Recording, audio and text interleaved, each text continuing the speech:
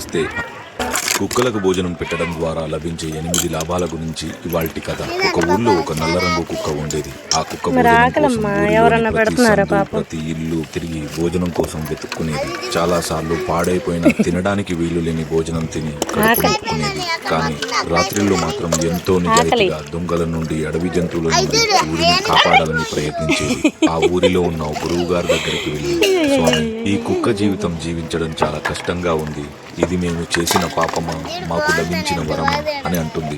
దానికి ఆ మహాజ్ఞాని, పిచ్చి శునకమా, నీకు లభించిన జీవితం శాపం కాదు. దేవుడి ప్రకారం మనుషు సంపాదించిన దాంట్లో మొదటి ముద్ద గోమాతకి, చివరి ముద్ద శునకానికి రాసిపెట్టి ఉంది. మూర్ఖపు మనుషులకు అసలు కుక్కలకు భోజనం పెట్టడం వల్ల ఎన్ని లాభాలు ఉన్నాయో తెలిస్తే అందరూ అదే పని చేస్తారు. అవి ఏంటో చెబుతాను. మొదటిది, కుక్క తనకు భోజనం పెట్టిన వారిని దైవంగా భావిస్తుంది కాబట్టి మనిషి వడ్డించింది ప్రసాదంగా తిని తృప్తిగా దీవిస్తుంది. రెండవది, శునకం కాలభైరవుని రూపం కాబట్టి శునకాన్ని ప్రసన్నం చేసుకునే వారికి శని ప్రభావం తక్కువగా ఉంటుంది. 3, కుక్కకు పెట్టిన ఒక్క ముద్ద వల్ల మనుషులు ఇంటికి, పంటకి, పిల్లలకి అన్నిటికీ కాపలా కాస్తూ నమ్మకంగా ఉంటుంది.